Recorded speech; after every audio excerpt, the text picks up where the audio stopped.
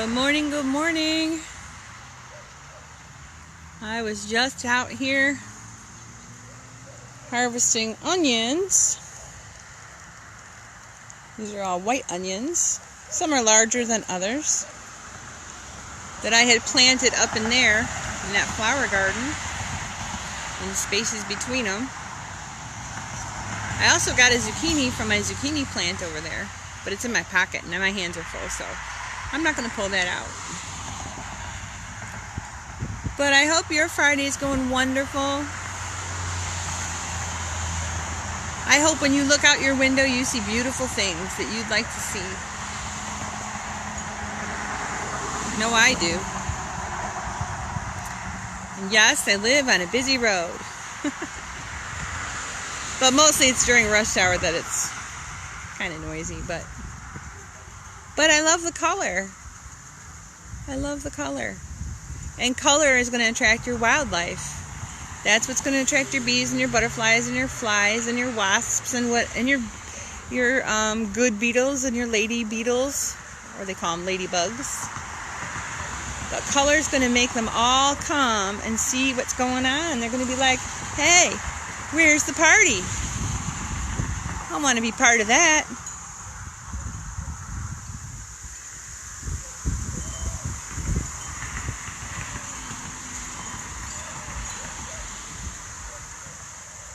Because really, the only thing going on in our vegetable gardens usually is yellow flowers, unless we deliberately plant something else. If you deliberately plant things nearby with lots of color, you're going to attract all kinds of different things.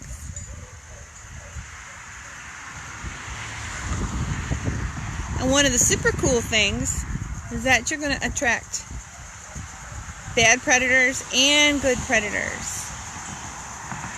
The bad predators are going to try to eat your food, eat your leaves. And the good predators come along and eat them.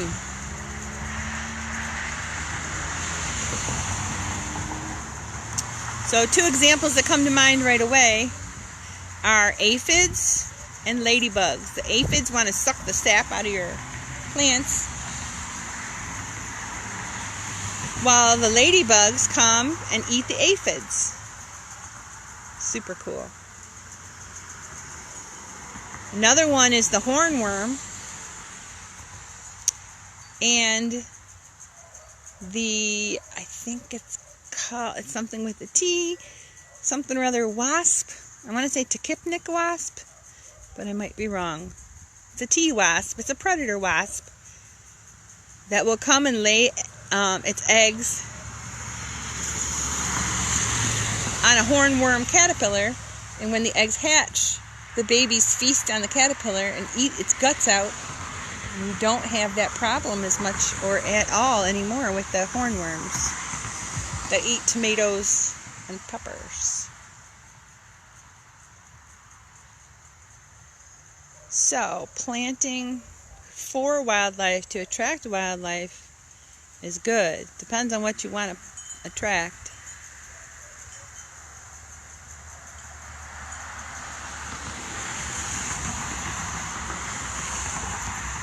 This was supposed to be a hedge, a nature hedge, which it's going to do. My shrubs will grow in.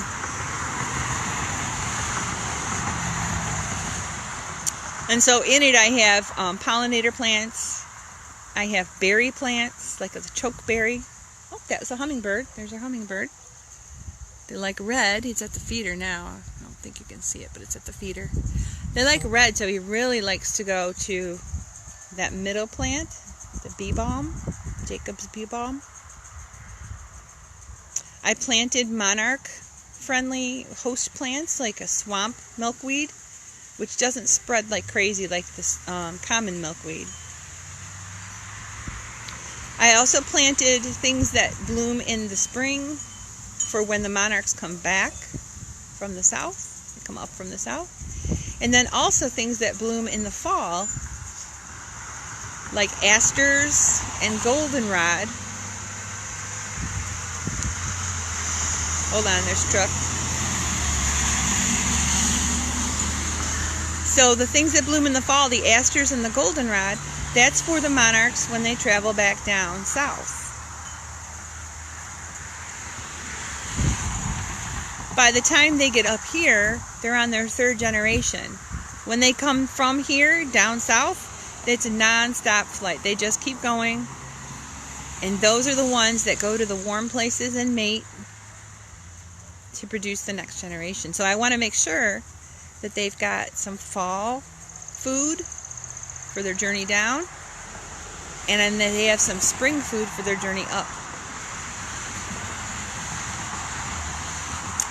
And I planted these berries in the front. I have blueberries, raspberries, and blackberries.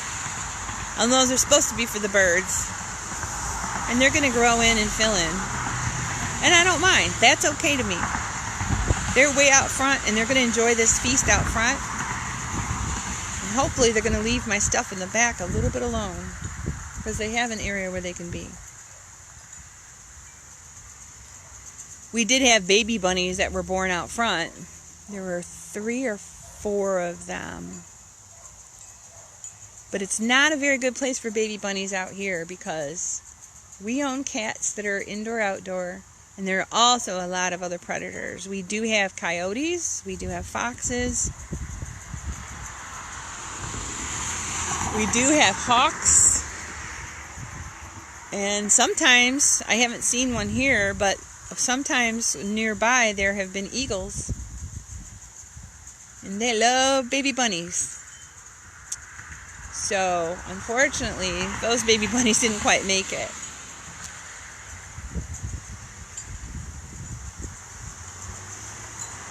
So you could plant for baby bunnies too if you wanted to. You could have a trap crop where you plant only for wildlife you want in a certain area. But don't get too mad if they come to your garden and you didn't protect it because you don't have fencing up.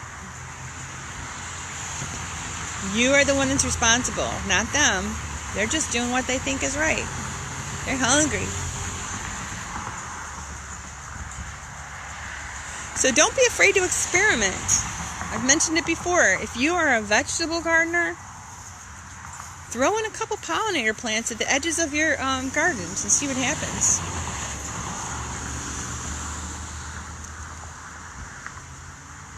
And if you're strictly a pollinator person, put in a zucchini plant. You got a bare spot somewhere in that yard that you want to fill with something. Put in a zucchini plant. Or throw in some onions. Or put in some potatoes. Something that you can get from the land that you know is fresh, doesn't have chemicals, doesn't have additives, and you have the pleasure of being able to harvest yourself. Experiment. Do a little bit of different things. I have, if you find a plant that's growing, like a volunteer, growing maybe where you didn't plant it, if it's in a good spot, leave it be. Over by the telephone pole where my little wind guy's going, back there is a volunteer something squash. I don't know what it is yet, because I had planted a lot. But I'm going to let it grow and be who it wants to be, and then I will get some produce.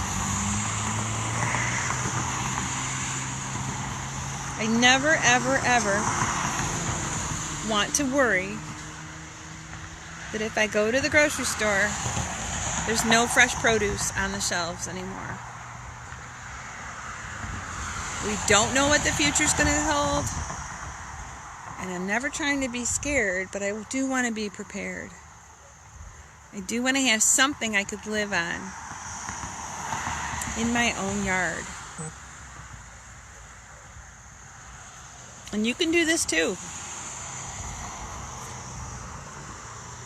If you have an HOA, think about putting some shrubs out front, if you're allowed, as like a wall. And then plant what you want to behind it.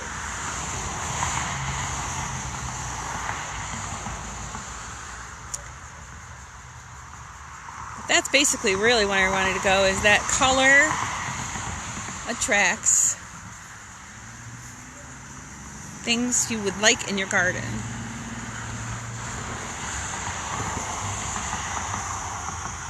So put more color in. Put more color in. Experiment a little bit. The worst that could happen is maybe you have too many zucchini. And then you got to leave them on your neighbor's porch. Don't be afraid to try something. Don't be afraid. You still have some time. You still have some time to plant some short growing, as far as the time period goes, short growing plants. If you want to try it, check and see how long. What are the dates to maturity? That's what you want to look at. The seed package, or the look it up online if you buy the starter plant, which is probably a better bet. Buy the starter plant and then see how long does it take to mature.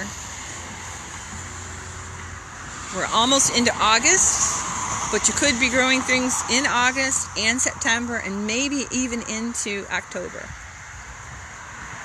We don't usually have a hard killing frost until October, mid-October. Mid-October to late October. In our zone AB. Think about the times at Halloween where it'd be so cold the kids would have to wear winter coats. That would be the killing frost time. But right now you still have at least, let's see, August, September, at least 60 days, maybe 75 days where you can plant things. Definitely you can plant some cold crops if you like. And those would be like, I'll go into cold crops later. But put some color in your life. Put some color in your yard. Plant for people and pollinators. Plant for pollinators and people. And people. If anything, you get to know your neighbor. Maybe you didn't know your neighbor yet. But if you knock on their door with an armful of zucchini or a bag of onions or whatever else you're growing, I don't think they're going to turn you away. Anyway, happy Friday. I don't mean to put more on your plate, but I do want you to think about what you can put on your plate for later, for the future. This is Tammy Lowe, the Lazy Northern Gardener, and I just wish you a happy Friday of learning and growing. Learn and grow.